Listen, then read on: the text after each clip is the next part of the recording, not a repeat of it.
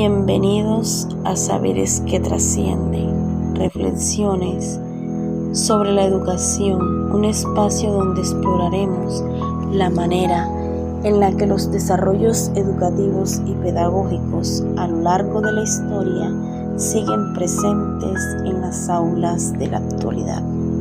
Soy Diana Marcela de Hoyos y de la mano de mi compañero Gustavo Reyes, le extendemos la invitación a formar parte de este espacio de reflexión acerca de la evolución de la educación y su impacto en las prácticas actuales. A lo largo de la historia, la educación se ha convertido en mucho más que un sistema de enseñanza. Se ha transformado de manera que permite el construir cultura, fortalecer valores y formar ciudadanos. Y aunque el tiempo pasa y las épocas cambian, se sigue consolidando el mismo propósito esencial: aprender para transformar, instruir para liberar. El día de hoy exploraremos los hitos más significativos de la historia educativa y veremos cómo esos ecos del pasado siguen presentes en nuestras aulas y en el quehacer docente. Desde las primeras civilizaciones, la educación ha sido una necesidad para la supervivencia. En Egipto, la formación de escribas y sacerdotes era parte de la educación en China. Confucio instruía sobre el valor del respeto, la disciplina y la virtud. Sin embargo, la concepción de una educación orientada a crear ciudadanos libres aparece en Grecia. El célebre método de la pregunta, que consistía en dialogar, era el medio por el cual Sócrates enseñaba a pensar.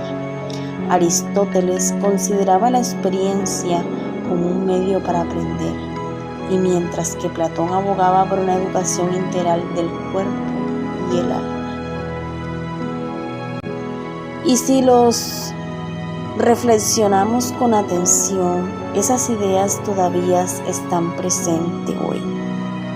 Al promover el pensamiento crítico, la reflexión en el trabajo y la participación en clase, estamos reencarnando la pedagogía griega. Después en Roma la educación se enfocó en la vida pública.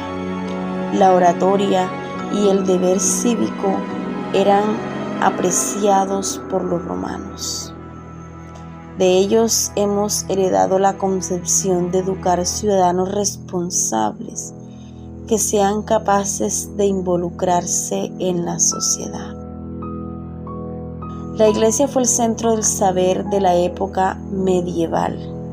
La educación era religiosa y solo estaba accesible para un grupo limitado de personas.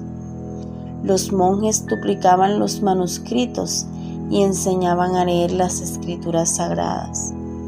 No obstante, en ese entorno aparecieron las primeras universidades: Oxford, París y Bolonia.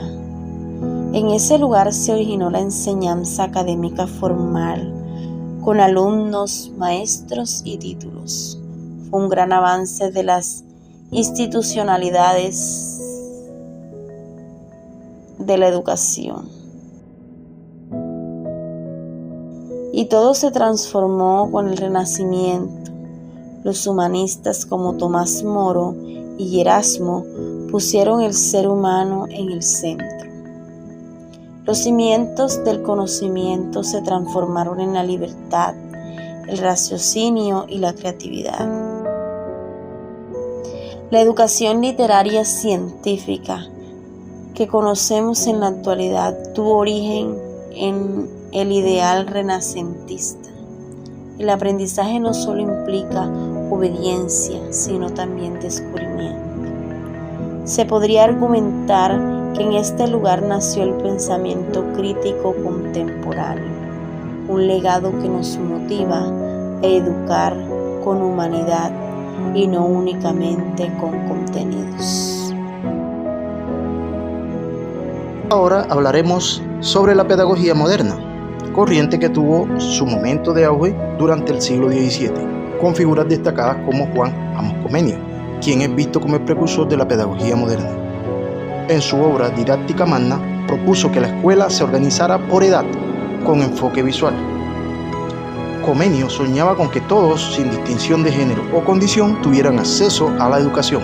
Fue el primer individuo en referirse a la palabra educación universal, concepto que sigue siendo la base del derecho a la educación en la actualidad. Otra figura destacada fue Juan Jacobo Rousseau, que en su obra Emilio estableció una educación natural, en la cual el niño aprende libremente y a su propio ritmo.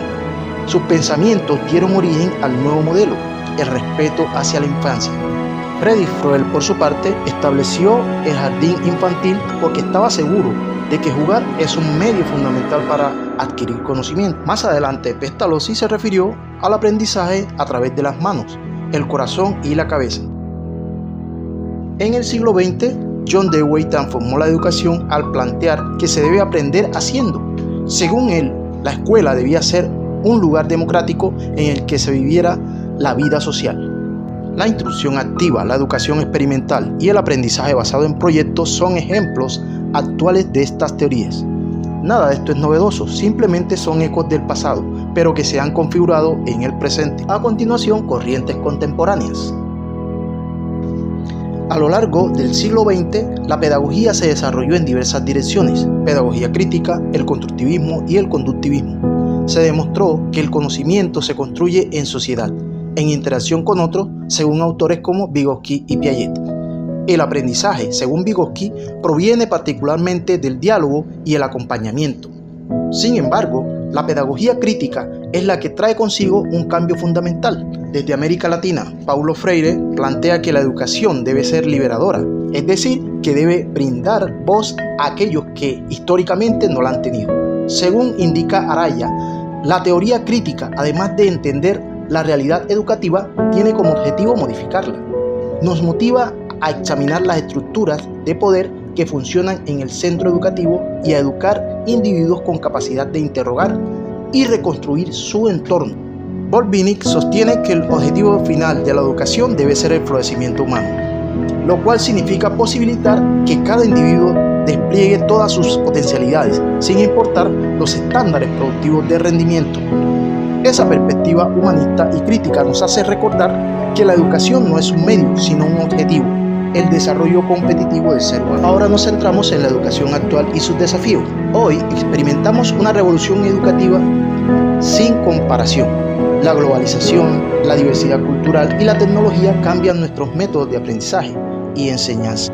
No obstante, Pérez e Hidárraga indican que la historia de la educación en Colombia nos recuerda que estos cambios tienen un tiempo.